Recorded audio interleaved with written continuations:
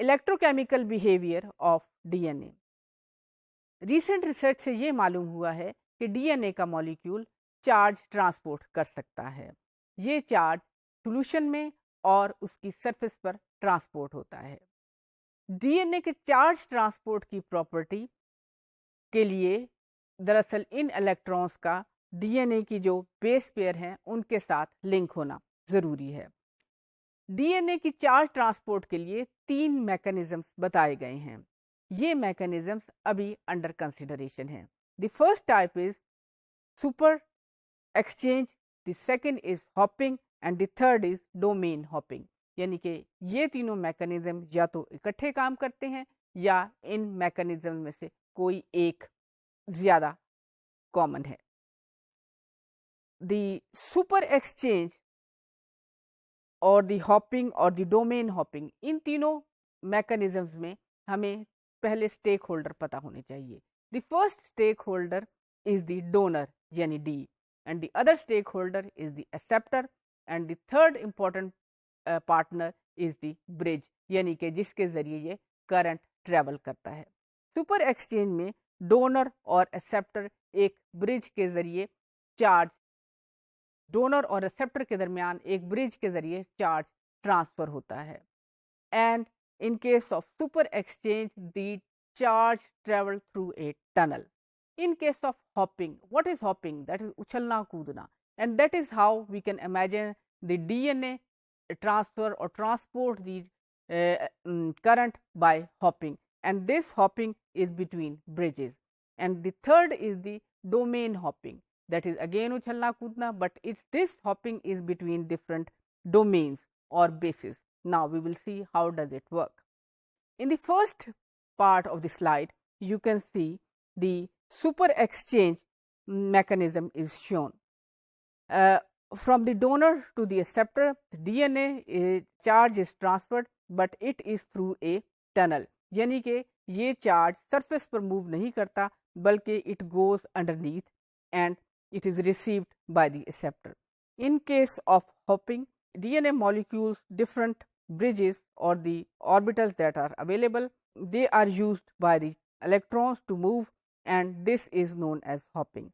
And in case of domain hopping, the different domains including DNA stacks or DNA bases are jumped by the electrons, and that is how the charge is transported.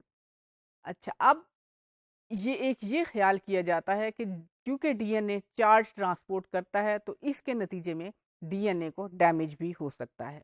DNA को damaging के लिए हमारे पास मुख्तलिफ किस्म के और factors भी मौजूद हैं। इनमें DNA is damaged by oxidizing agents, certain alkylating agents, high energy electronegative radiations such as ultraviolet radiations and X-ray. DNA के डैमेज दरअसल हाईली रिएक्टिव ऑक्सीजन स्पीसीज की वजह से होता है। ROS या हाईली रिएक्टिव ऑक्सीजन स्पीसीज की अमाउंट जब ज़्यादा हो जाती है तो डीएनए का डैमेज भी इंक्रीज हो जाता है, यानी कि डीएनए के वो मॉलिक्यूल जिनमें डैमेज होता है उनका नंबर भी इंक्रीज हो जाता है।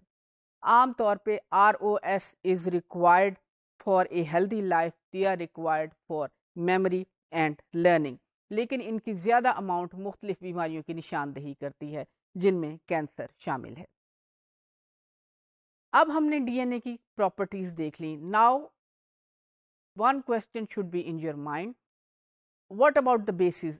क्या ये डीएनए का मॉलिक्यूल क्या अपने तौर पर इलेक्ट्रोकेमिकल बिहेवियर शो कर रहा है या डीएनए की बेसिस भी कोई इलेक्ट्रोकेमिकल बिहेवियर शो करती हैं? जी हाँ, बिल्कुल, DNA bases also show some electrical behaviour, electrochemical behaviour, और these bases could be oxidized and they can provide highly positive potential signals.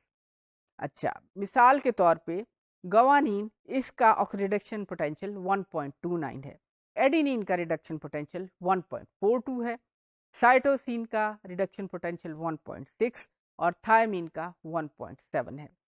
आप इसमें देख सकते हैं कि गवानीन का रिडक्शन पोटेंशियल सबसे कम है, यानी कि इसको ऑक्सीडाइज करना दूसरी बेसिस की निस्बत ज़्यादा आसान है।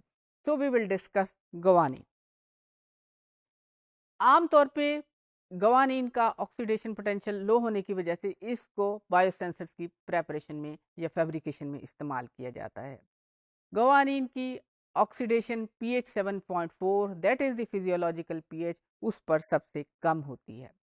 जब human DNA is exposed to X-ray or heavy particles, the two main degraded products of guanine are formed, and the the oxidation of guanine is used as a conventional or a convenient tool for the detection of target molecule. आप इस slide में देखें, guanine के molecule को जब damage होता है तो the first product which is formed is 8 hydroxy guanine and the other is a derivative of pyrimidine. ये सिर्फ दो मैंने आपको प्रोडक्ट्स दिखाई हैं, there are many more products of this oxidized guanine. अच्छा, now we can use this property of guanine for the preparation of a biosensor. Guanine could be easily adsorbed on the surface of electrode if we are using a carbon, यानी कि carbon is a friend of, आप समझ लें कि is a friend of a biosensor scientist. और carbon जो है ये फौरी तौर पे गवानीन को इमोबिलाइज कर सकता है, अटैच कर सकता है। And if we can use aluminium और any other metal, it will increase its adsorption on the surface of electrode as well. And the use of different transition metal complexes are very helpful in generating the oxidation potential. तो वो किस तरह oxidation potential आप ये देख सकते हैं कि जब ऑक्सीडेशन पोटेंशियल हाइब्रिडाइजेशन या टारगेट मॉलिक्यूल के बगैर the oxidation potential is high, यानी कि हमारे पास हाई रीडिंग आएगी। Once there is a binding और the hybridization then we will have the low reading. ये किस तरह होता है हम इसको अगले मॉड्यूल में डिस्कस करेंगे। But you can see in this slide that the DNA molecule is immobilized on a carbon surface, and this the oxidation of guanine is considered as the main factor for the detection of a biorecognition element. So आप देख सकते हैं the hybridization से पहले the number of guanine available is more, and after the hybridization the number of guanine available is less. So this difference will tell us about the detection of the target molecule.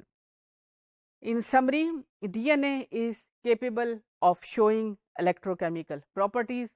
It can conduct or transport the electric charge. It can transport the electric charge in a solution form and on the surface of the electrode. Due to the convenient oxidation of the guanine, the detection of guanine is used for a signal for the detection of a target molecule. The efficiency of DNA based biosensor could be improved if carbon or different metal based biosensors are used.